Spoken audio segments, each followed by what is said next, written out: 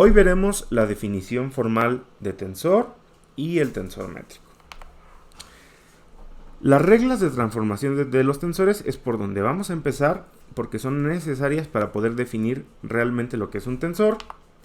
Después, justamente ya que hayamos visto cuáles son las reglas de transformación de los tensores, vamos a ver cuál es la definición formal de tensor. Esto nos vamos a ayudar de la definición preliminar que dimos para tensores hace un par de clases. Después vamos a retomar el estudio de la delta de Kronecker para usarla como trampolín para definir y estudiar un poco al tensor métrico. Vamos a recordar las reglas de transformación que habíamos definido hasta el momento. Primero que nada teníamos las reglas de transformación para los elementos de la base del espacio vectorial, es decir, para las bases contravariantes, ¿no? Entonces, este era el elemento de la base contravariante y recordemos que esta de acá era la matriz de cambio de base. Entonces, esta matriz de cambio de base simplemente tomaba un elemento covariante y nos lo cambiaba a un elemento contravariante. ¿Cómo? ¿Quién sabe? No sabíamos cómo lo cambiaba. Y eso es lo que vamos a ver, cómo lo hace. También teníamos que para un elemento covariante, la matriz transpuesta de esta de acá, si se la aplicábamos a un elemento de la base contravariante, nos daba un elemento de la base covariante. Si ahora queríamos saber cuál era la regla de transformación de los vectores, es decir, de los elementos contravariantes, era exactamente la misma, ¿no? De acá. Y lo mismo para los covectores o los covariantes. Dense cuenta que mientras aquí yo estoy hablando de vectores y covectores, porque son elementos de la base, acá ya me estoy refiriendo a las componentes del vector y a las componentes del covector, no al vector y al covector como tal, sino estoy diciendo cómo se transforman las componentes del covector y las componentes del covector y las componentes del vector. ¿Por qué? Porque recordemos que el vector y el covector en sí son invariantes. Lo que cambia es cómo los expresamos. Entonces las componentes son las que se transforman, no se transforma el vector en sí. Simplemente para ponerlo de otra manera, pero que era lo mismo, si ponemos al covector expresado de esta manera, veíamos que se transformaba así, y si lo poníamos de esta manera, se transformaba de esta manera.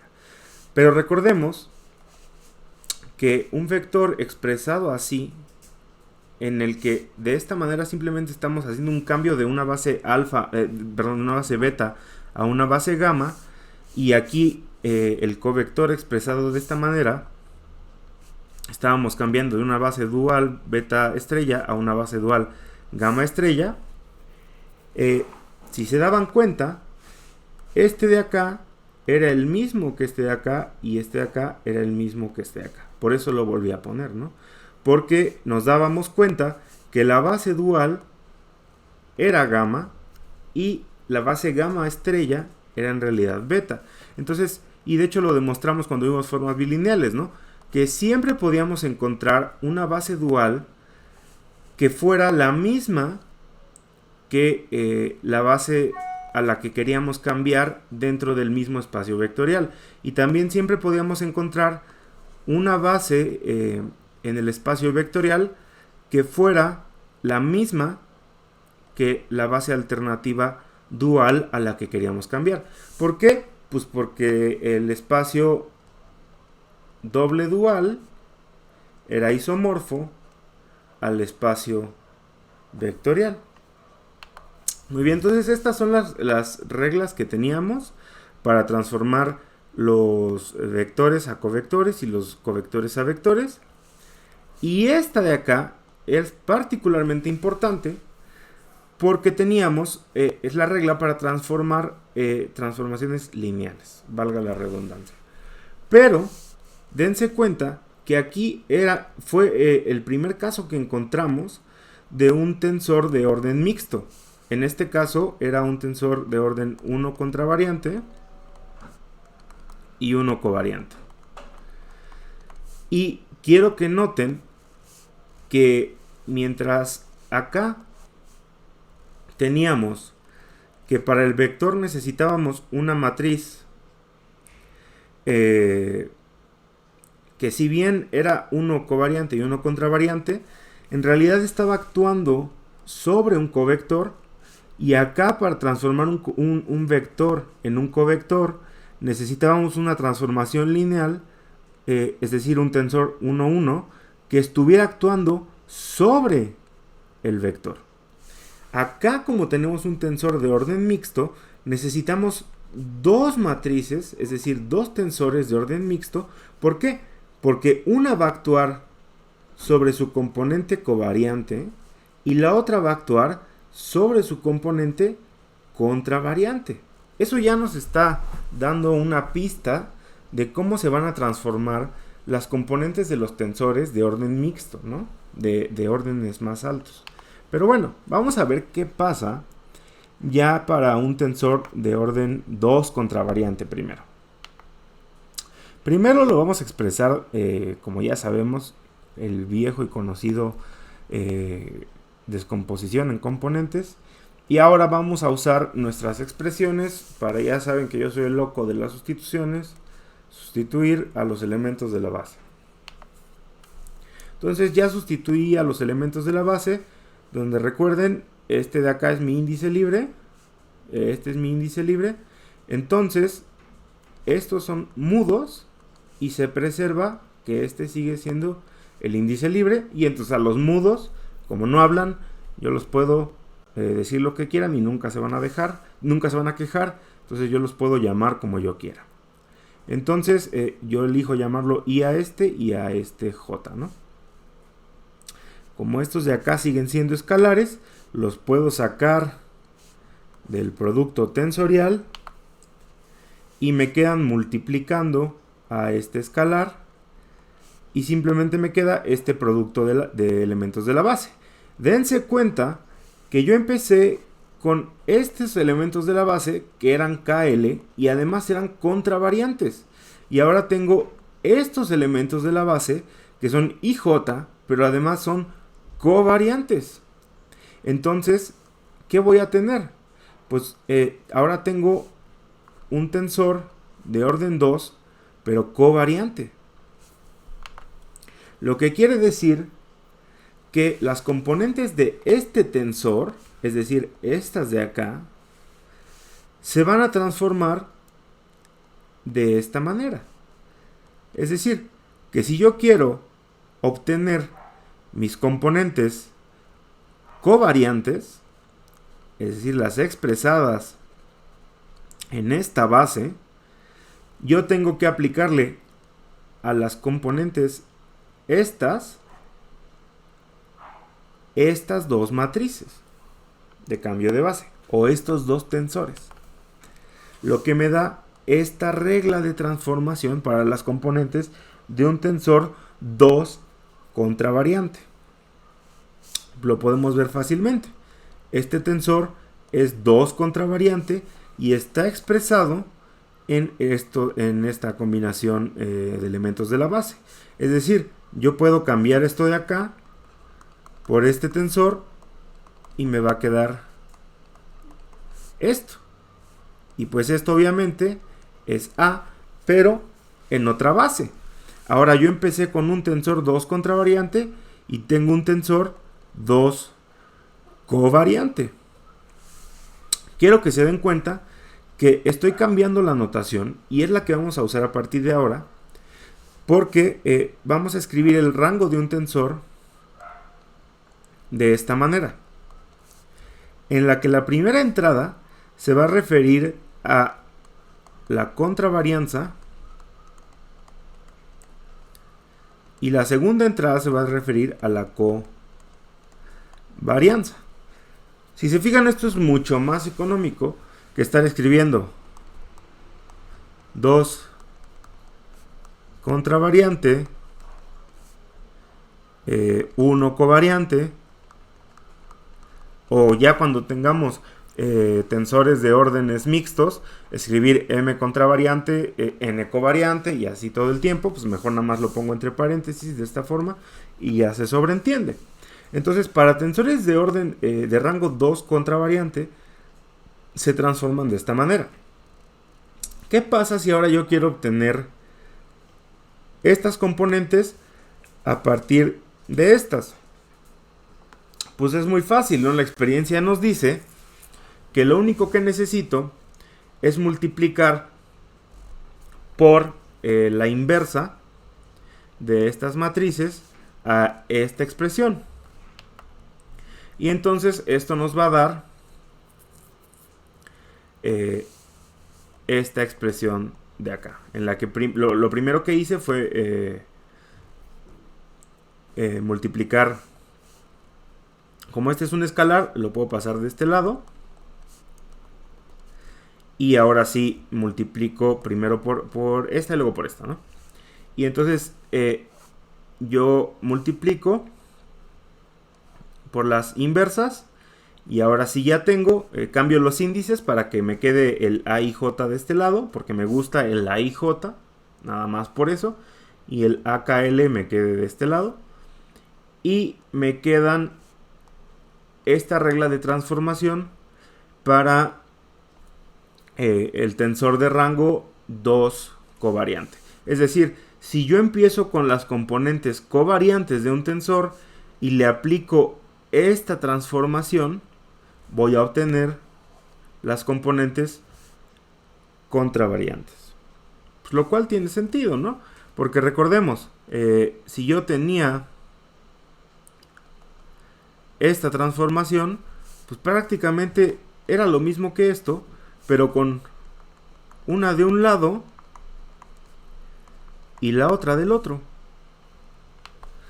Ahora, ya casi tenemos todos los ingredientes para dar una formulación general de cómo vamos a transformar a todas las componentes de un tensor de orden m y n. Pero para cachar bien cuál es el patrón que tenemos que seguir, vamos a hacerlo, a llevarlo un paso más allá y vamos a transformar a un tensor B de rango 3 contravariante. Entonces, en este caso, lo escribimos en componentes, nos queda de esta manera y vamos a sustituir a los elementos de la base. Nos queda de esta manera, recordemos, el L, M y N son los índices libres, entonces pues yo voy a renombrar a los mudos como yo quiera, como me gustan la I, la J y la K, pues les pongo esos nombres. Y voy a sacar a los escalares del producto tensorial. Y tengo esta bonita expresión para el niño y para la niña,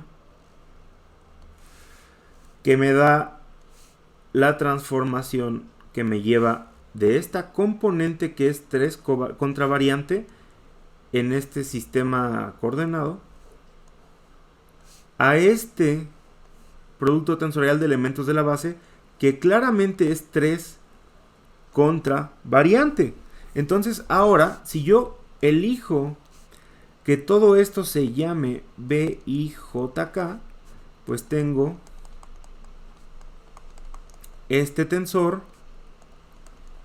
que claramente es 3 covariante. Entonces ya tengo mi regla de transformación para un tensor de rango 3 contravariante que me lo convierte a un tensor 3 covariante. Y pues hacemos exactamente lo mismo de multiplicar por las inversas. Y pues ya con eso tengo también la transformación de un tensor 3 covariante, de las componentes de un tensor 3 covariante a uno 3 contravariante. Entonces, para empezar, esta es la que obtuvimos primero, que es la de un tensor contravariante a uno covariante. Y esta es la de un tensor 3 covariante a 1 contravariante. Entonces, al parecer hay un patrón, ¿no? Si todo es contravariante, todas las matrices que lo están multiplicando van de un lado. Si todo es contravariante, pues todas van del otro. Y si es mixto, de alguna manera el tensor va en medio. Entonces ya estamos listos para dar nuestra regla de transformación general. Entonces claro que ya hay un patrón y que ya podemos inferir cuál es. Entonces la regla de transformación para un tensor de orden n covariante y m contravariante será la siguiente. Recuerden que es para las componentes porque el tensor permanece, el tensor no cambia, ¿no? Las que cambian son sus componentes. Entonces las componentes se transforman con respecto a cambios de base siguiendo la regla esta de acá, ¿no? A I1, I2 hasta IM, porque recordemos que es M contravariante, y J1, J2, Jn, porque recordemos que es N covariante. Pues de un lado yo voy a multiplicarlo por Ln, Jn, y así por L1, J1 a este tensor, que son por las que quiero cambiar. Si se fijan, este tensor es el original que yo tenía, que tiene L1 hasta Ln índices covariantes y tiene K1 hasta Km índices contravariantes. Entonces, de un lado tengo las matrices que me van a cambiar los índices covariantes por los contravariantes, ¿no? Entonces, si se fijan, estas matrices, cada una tiene los índices que quiero cambiar, que son los contravariantes, los covariantes, los tiene como contravariantes. Y los tiene al revés, ¿no? El primero va aquí y el primero va y el último va como primero. Que eso pues en realidad no cambia mucho, ¿no? Porque pues, como son escalares los puedo cambiar. Pero bueno, entonces lo importante es que el orden, es decir, si aquí aparecen como covariantes, acá van a aparecer como contravariantes. Y están de este lado. Y como covariantes van a estar por los que lo quiero cambiar, que son estos de acá. Esa es la transformación a la base a la que lo quiero llevar. Es decir, esta es la base de la que parto en el espacio dual. Y esta es la base del espacio dual a la que quiero llegar. Dense cuenta de que ahí recae la covarianza. Están en el mismo lado, digamos, me refiero en cuanto a arriba o abajo, de los índices. Yo quiero llegar a una base covariante y entonces estoy abajo, la base a la que quiero llegar sigue estando abajo. Entonces para eso las matrices a las que quiero, las que me van a ayudar a llegar a esa base, tienen que tener la base que me ayuda a traducir, es decir, esta base arriba, es decir, covariante. Entonces voy a quitar todo esto para que se vea más claro. Entonces ahí está otra vez, ¿no? Lo ilustro de nuevo. Yo quiero llegar de esta base a esta base. Fijémonos que cada matriz tiene esta base abajo. Y como esa es la base en la que estoy, está como contravariante.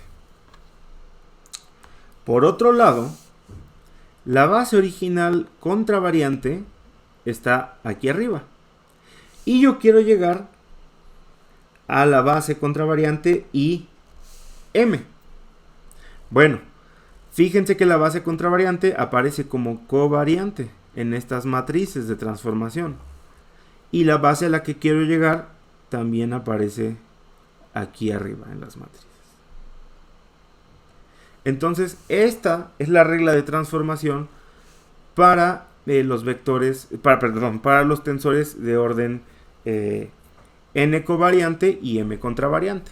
De un lado voy a tener las matrices que me van a cambiar los índices covariantes y del otro voy a tener las matrices que me van a cambiar los índices contravariantes.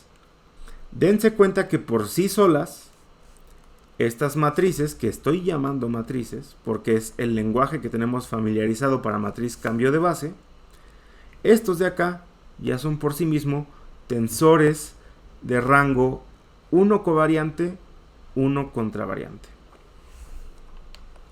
Muy bien. Entonces, ahora, ¿esto cómo nos ayuda a definir un tensor? En general, bueno. Recordemos primero la parte de la definición que ya teníamos, porque esa parte de la definición más la regla de transformación de las componentes de un tensor es la definición formal de tensor, la primera que vamos a dar. Un tensor de rango n covariante, m contravariante, es este objeto que vive en este espacio vectorial, que es el espacio vectorial que resulta del producto tensorial entre m espacios vectoriales, porque es m contravariante, y n espacios duales, porque es n contravariante. Pero recordemos que el producto tensorial no es otra cosa más que la imagen de la forma multilineal que va del producto cartesiano de m espacios vectoriales y n espacios duales al producto tensorial de estos mismos espacios. Entonces, este tensor, esta era la primera definición que teníamos, ¿no? Que el tensor era la imagen de esta forma multilineal que iba desde aquí hasta acá. Entonces, obviamente, el tensor iba a vivir aquí. No, ahora no solo eso tenemos no solo tenemos esto, sino que el tensor no solo vive aquí y es la imagen de esta forma multilineal. Es decir, el tensor no solamente va a ser el producto tensorial de vectores y covectores. El tensor es el producto tensorial de vectores y covectores siempre que se transforme de la siguiente manera con respecto a cambio de bases. Y tenemos la regla de transformación. Entonces, formalmente, un tensor es el producto tensorial de vectores y covectores tal que sus componentes se transforman con respecto a cambio de bases de la siguiente manera, de esta manera que tenemos aquí en pantalla. Entonces ya tienen ustedes la definición formal, la primera definición formal de un vector, de un tensor. Y si se dan cuenta, pues esto obviamente es un vector, ¿no? Porque un vector ya vimos que se transformaba de esta manera y además, pues un vector es, vimos que las operaciones definidas en un espacio vectorial las podíamos ver dependiendo, ¿no? Como producto cruz con el espacio vectorial, del espacio vectorial con el campo, o producto cruz del espacio vectorial consigo mismo, al campo o al espacio vectorial. Y entonces, de esa manera, en realidad estamos definiendo aquí un producto tensorial. Entonces, y además el vector también se transforma de esta manera. ¿Por qué? Pues ya lo demostramos, ¿no? De hecho, el vector es esta parte nada más. O el covector es esta parte. Y las matrices también. Y las transformaciones lineales. Entonces, es claro que los vectores y las matrices son un caso particular de los tensores. Y toda la vida nos han engañado diciéndonos, obviamente también los escalares, ¿no? Porque pues, los escalares son invariantes, entonces pues es muy fácil. De hecho, los escalares son un caso particular, son el inciso de la propiedad universal del producto tensorial, porque esta función multilineal nos llevaba de acá para acá. Pero ahora, si yo tenía este espacio vectorial, este de acá, relacionado con el campo, pues yo puedo unir este producto vectorial, este producto tensorial, con el campo. Y entonces para cada elemento de este espacio vectorial, es decir, para cada tensor, yo puedo tener un escalar. Entonces, ¿esto qué implica? Que los escalares son la imagen de la función lineal que resulta de la propiedad universal del producto tensorial.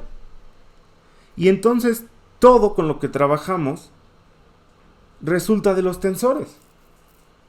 Los vectores, las matrices, los escalares, todo existe gracias a los tensores. Y ahí vemos que los integrantes de la secta de los tensores, de la logia de los tensores, pues tienen razón en controlar al mundo porque pues todos son tensores, ¿no? Los escalares son tensores, los vectores son tensores, las matrices son tensores, entonces todos son tensores. Entonces, pues ahora que tenemos este entendimiento, cuando nos pregunten qué es un tensor, no les vamos a salir con la jalada de que pues es una función multilineal que toma vectores y los convierte en escalares. Tampoco les vamos a decir cualquier sarta de tonterías como pues es una generalización de los vectores y de las matrices. No, al contrario, todos son tensores. Esa es una respuesta todavía peor, ¿no?, que les podemos dar. Y si ustedes se metieron en esta clase es para dar malas respuestas. Entonces, vamos a decirles, un tensor es todo. Y si ya nos preguntan, bueno, pero pues ¿qué es todo? Todo es con cebolla y con cilantro.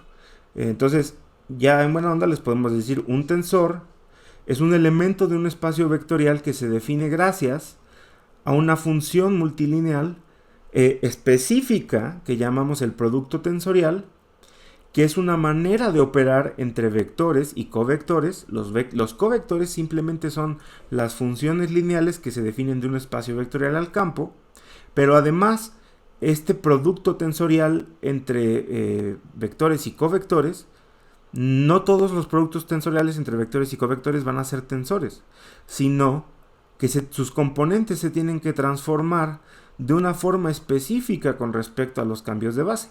Si cumple estas dos cosas, que es la imagen del producto tensorial y además se transforma de esta manera con respecto a cambios de base, entonces es un tensor. Y listo. Ya con eso definimos qué es un tensor. Espero que les quede claro. Si no les queda claro, por favor avísenme.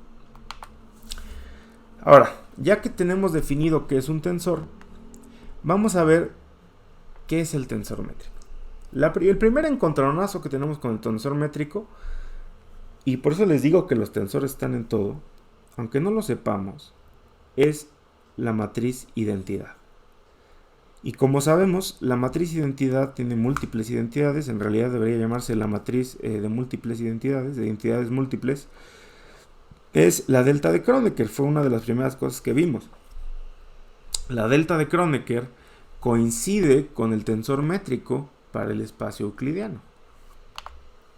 Pero ¿qué no la delta de Kronecker, además de ser la matriz identidad, nos ayudaba a cambiar de índices? Sí.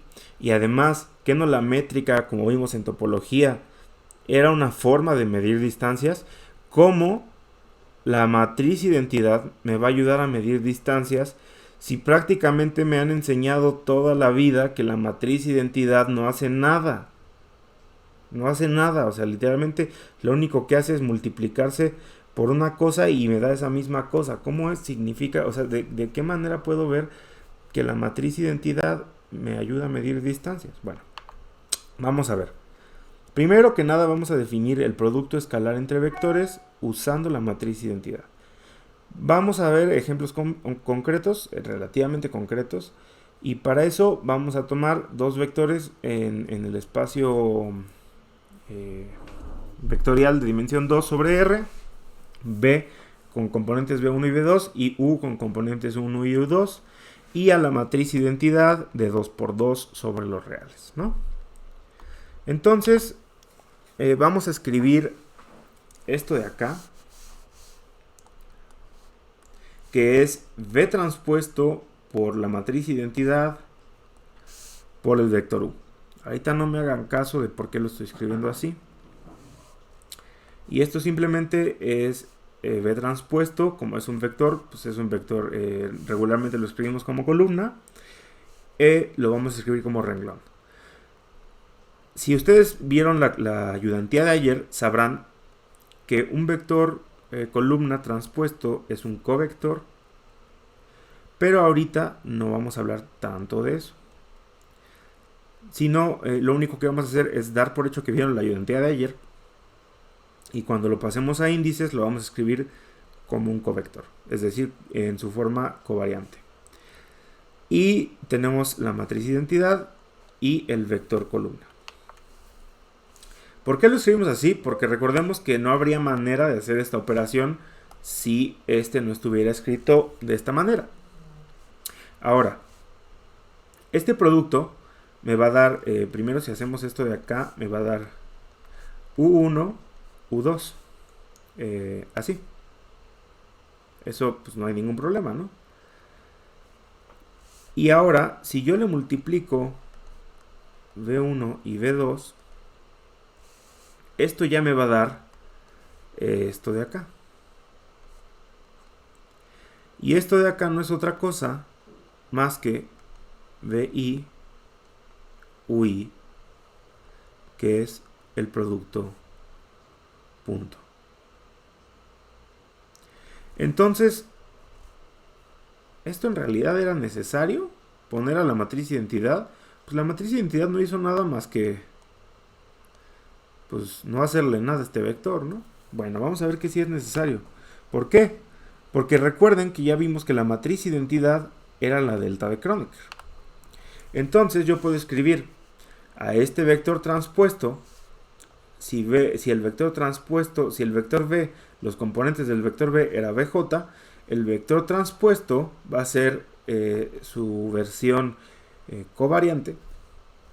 La matriz identidad es la delta de Kronecker, de JI o de IJ. En este caso yo estoy eligiendo la versión 1 covariante, 1 contravariante, porque tengo a este carnal que es covariante. Y al vector U simplemente como UI, sus componentes.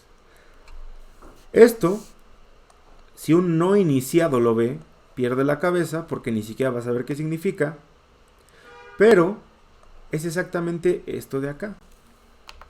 Y ahora, como nosotros sabemos que este es un escalar, lo vamos a pasar para acá. Y hacemos que la delta de Kronecker actúe como actúa siempre sobre la BJ. Y como actúa es cambiando las cosas a su modo. Y va a cambiar la J por I. Y esto nos da el producto punto que tanto conocemos y tanto amamos. Entonces, como vemos, el producto punto es traído a ustedes gracias a la delta de Kronecker. No sería posible sin la colaboración de la delta de Kronecker. ¿Por qué? Hay que notar dos cosas muy importantes aquí. Primero que nada, la delta de Kronecker, como ya sabemos, tiene el poder de cambiar el índice I por J. Pero no solo eso, yo elegí escribir esto de esta manera, a propósito, con toda la mala hazaña del mundo, Porque yo tenía este cuate aquí abajo, con su índice aquí abajo, era covariante. Y ahora lo tengo contravariante. ¿Qué quiere decir esto? Que la delta de Kronecker no solamente me cambió el J por I, sino que me convirtió a un covector en un vector. Entonces la matriz de identidad ya no es tan inofensiva, ¿no? Porque en realidad no es identidad. Porque un covector no es idéntico a un vector.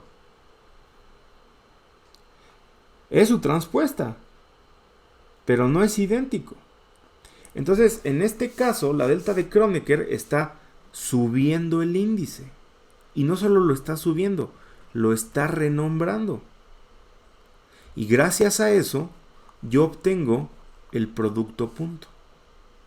Entonces, la delta de Kronecker está jugando dos papeles importantes. Primero, está renombrando el índice y segundo, lo está subiendo. Es decir, renombra el índice y convierte un covector en un vector. Entonces, eso, para empezar, dense cuenta que define el producto escalar entre un vector y un covector.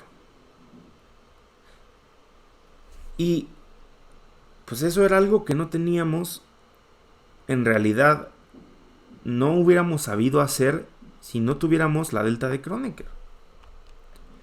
Digo, si no evaluáramos el covector primero en un vector, ¿no?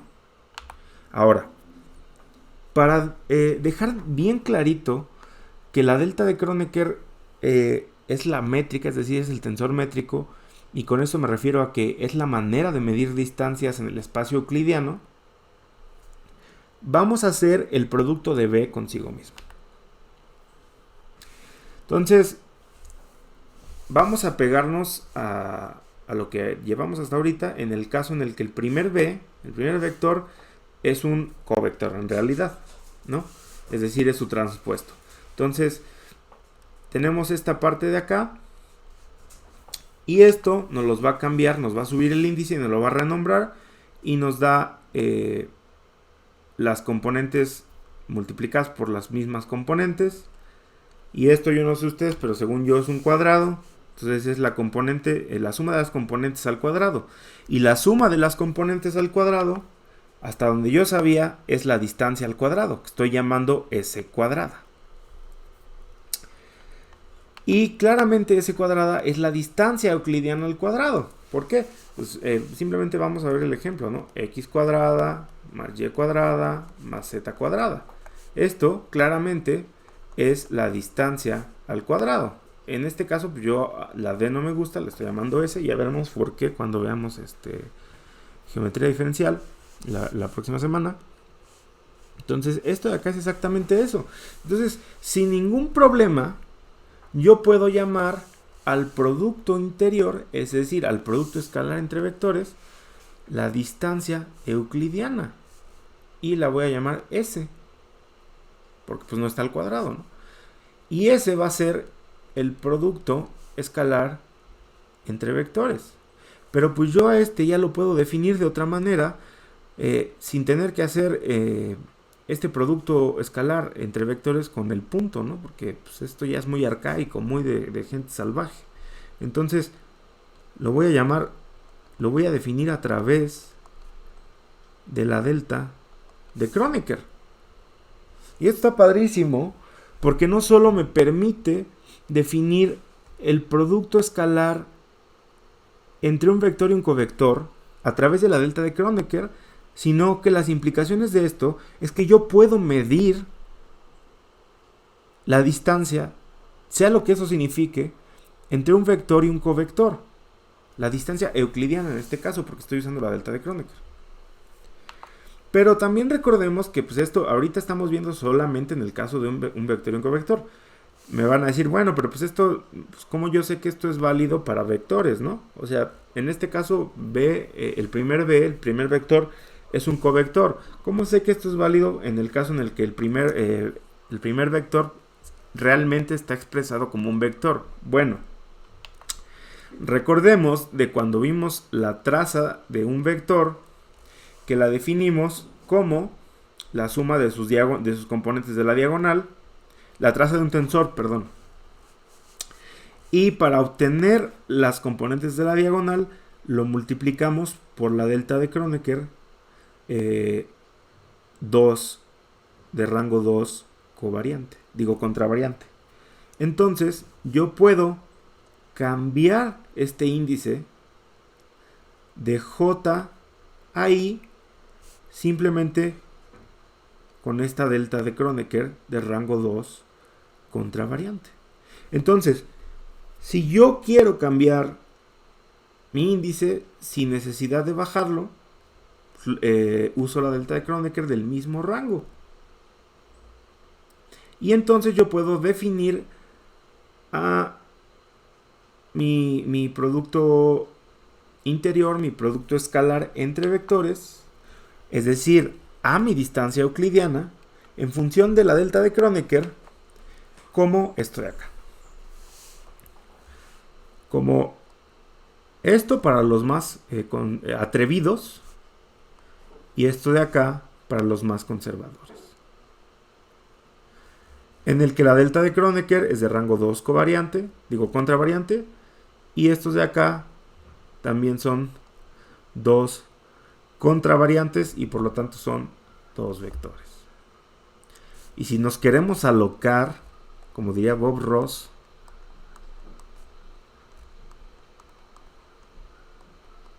la podemos definir para 2 covectores, sea lo que eso signifique.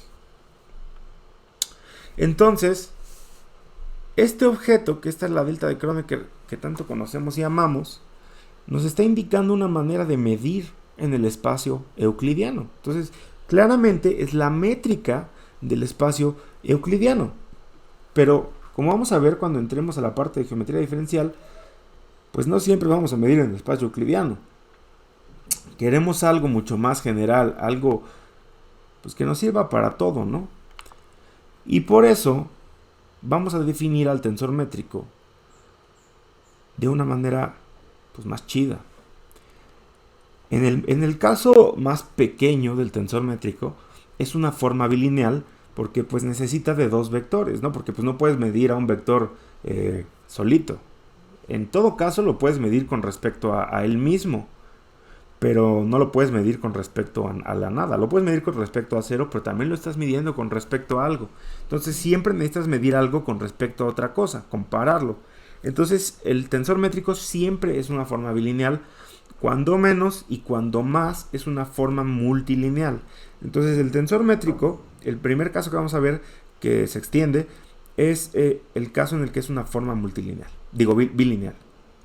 Entonces se define a través de sus siguientes características, que son las características que vimos para el producto interior y que ya vimos para la métrica en topología.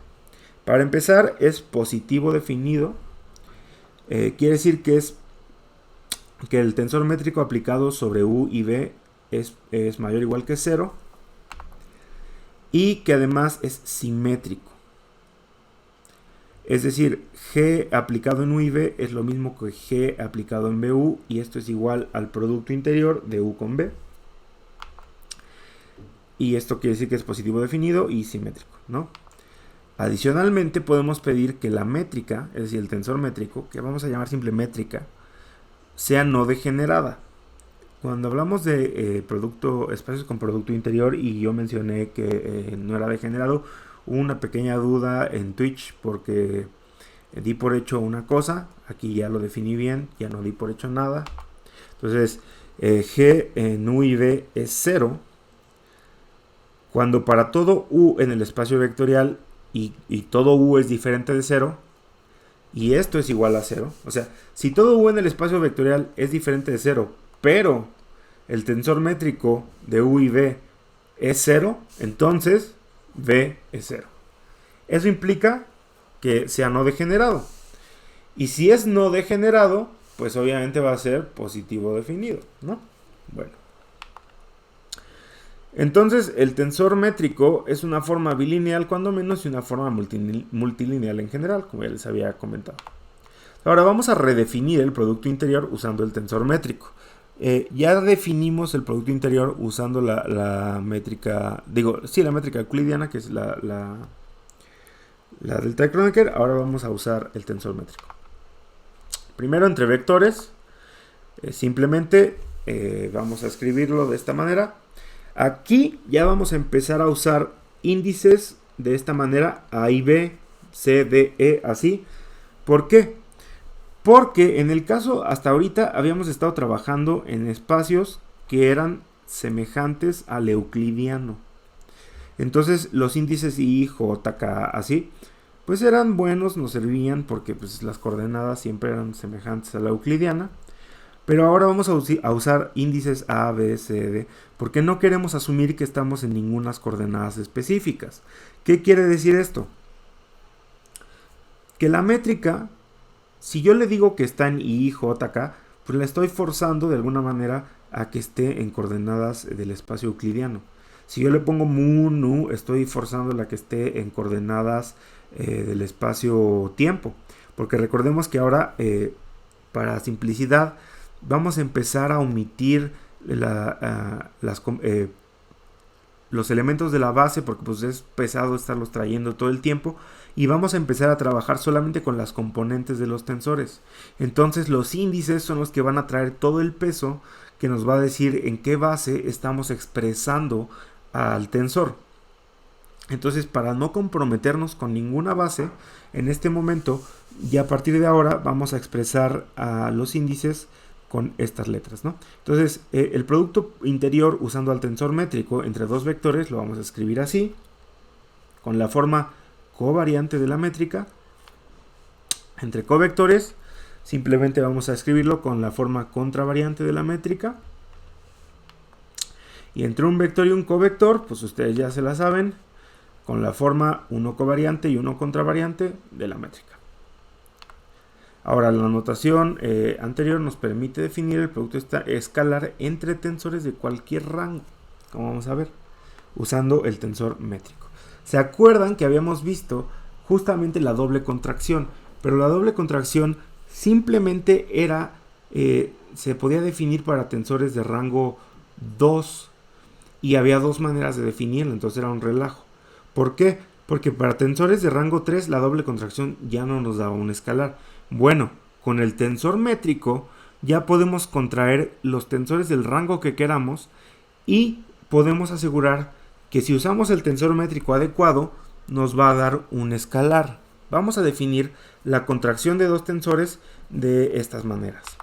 Para empezar, vamos a tomar un tensor A de rango M covariante y un tensor B de rango N contravariante.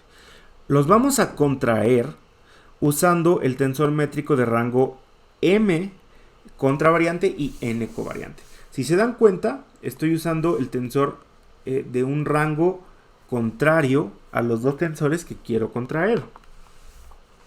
Entonces, el producto escalar va a venir dado por esto de acá. Por eso le llamamos contracción, porque dense cuenta que de alguna manera los índices se cancelan. Es decir, yo en este tensor A tengo M índices covariantes y en la métrica tengo M índices contravariantes, que además son los mismos, ¿no? Entonces de alguna manera se van a cancelar. En este tensor B tengo N índices contravariantes y en la métrica tengo N índices covariantes, que además son los mismos. Entonces de alguna manera no se llama cancelar, sino se contraen, se van a contraer. Entonces esto de acá es el producto escalar para estos dos tensores A de rango M covariante y B de rango N contravariante. Entonces no importa cuál es el rango de estos dos tensores, esto me va a dar un escalar. Pero pues ahorita esto no está muy interesante, ¿no? Porque A es totalmente covariante y B es totalmente covariante. Ahora, ¿qué pasa si esto está al revés? ¿No? Si no está al revés, si los dos son totalmente covariantes.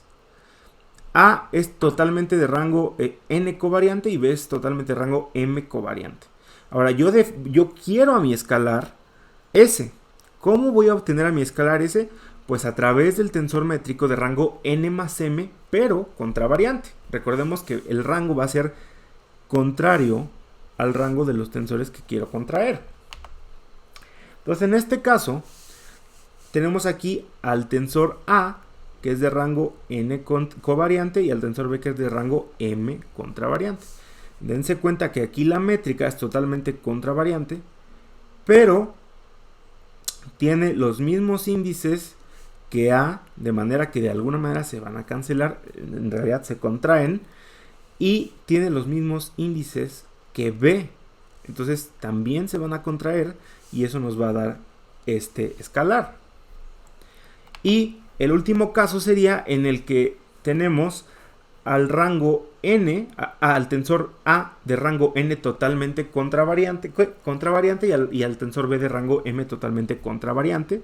Entonces queremos un escalar. Bueno, pues ese escalar lo vamos a obtener a través del tensor métrico de rango n más m covariante, es decir, contrario a estos dos. Y pues es sencillo, ¿no? Ya van cachándole. Tenemos aquí a la métrica que tiene a los mismos índices que A, pero covariantes, mientras que los de A son contravariantes, y a los mismos índices de B, pero los tiene covariantes, mientras que los de B son contravariantes. Y esto nos va a dar un escalar porque los índices se contraen. Bueno, pero pues estos tensores son facilitos, me van a decir, ¿no? Los primeros son, uno es totalmente covariante y el otro es totalmente contravariante. Y el 2 y el 3, los dos son totalmente covariantes. El 2 los dos son totalmente covariantes. Y el 3, los dos son totalmente contravariantes. Yo quiero un tensor difícil, un tensor que me haga sudar. Bueno, la contracción general de índices la vamos a definir para dos tensores A de rango n contravariante, m covariante, y B de rango L contravariante, k covariante. Vamos a definir la contracción a través de la acción del tensor métrico m más k contravariante, donde si se fijan, el rango contravariante es el mismo, es la suma de los rangos covariantes, y n más L covariante, donde el rango covariante es la suma de los rangos contravariantes. Y se escribe de esta manera.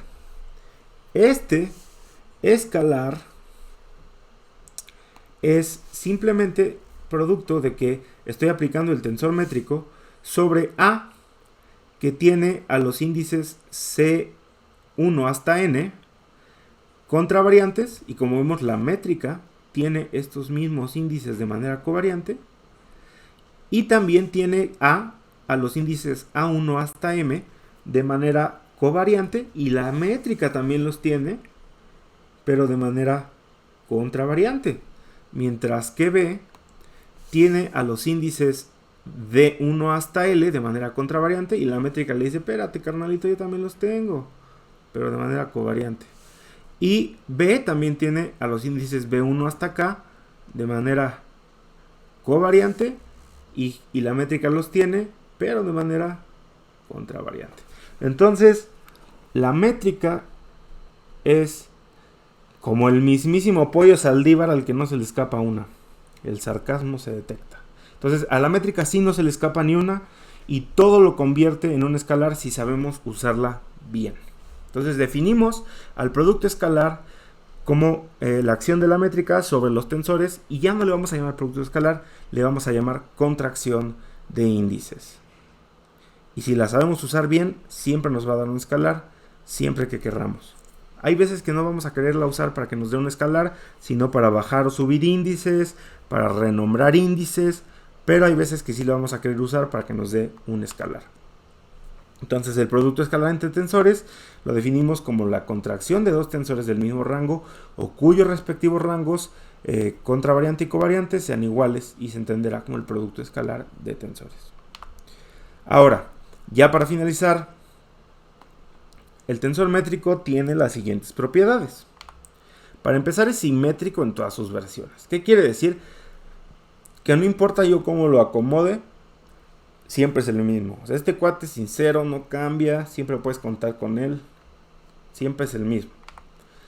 Quiere decir que GAB es igual a GBA en su versión contravariante, en su versión covariante es lo mismo, GAB es igual a GBA, y en su versión mixta también es igualito, GAB es igual a GBA.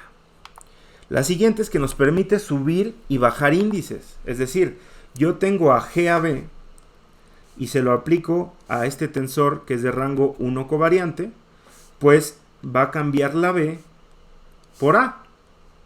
Y tenemos esta magia, nos convierte a un tensor covariante en un tensor contravariante. Si tengo al revés un tensor contravariante y lo quiero convertir en un tensor covariante, pues le aplico la métrica y voilà. Me cambia el índice y además me lo baja. Entonces la métrica es como la tómbola que me sube y me baja. Y además contrae los índices de un tensor. ¿Qué quiero decir con esto? Vamos a tomar el ejemplo del tensor de Ricci. En este caso estoy hablando de un tensor bien específico en la relatividad, y entonces en este caso vemos que este tensor tiene dos índices covariantes y le estoy aplicando la métrica con los mismos índices, pues me va a dar un escalar porque los índices se contraen, es decir, se cancelan. Y el producto de dos tensores es la delta de Kronecker, de dos tensores métricos. ¿Por qué? GAB por GBD es lo mismo porque el tensor es simétrico que GDB por GBA, y esto pues no puede ser otra cosa más que la delta de Kronecker de A a D, que es lo mismo que la delta de Kronecker de D a A. Y ya por último, la traza del tensor métrico es igual a la dimensión del espacio en el que trabajamos, que si se dan cuenta coincide con la traza de la delta de Kronecker. Entonces, GAB con GAB es la traza del tensor métrico. Esto es exactamente lo mismo si vemos lo de aquí arriba. Este es el producto de dos tensores métricos. Entonces, esto me va a dar la delta de Kronecker, cualquiera de estas dos, pero pues como tenemos los mismos índices, podemos elegir ya sea A o B. En este caso yo elegí A, y esto es la definición de la traza del tensor, y esto va a ser N. Entonces, pues ya eso es todo por la clase de hoy.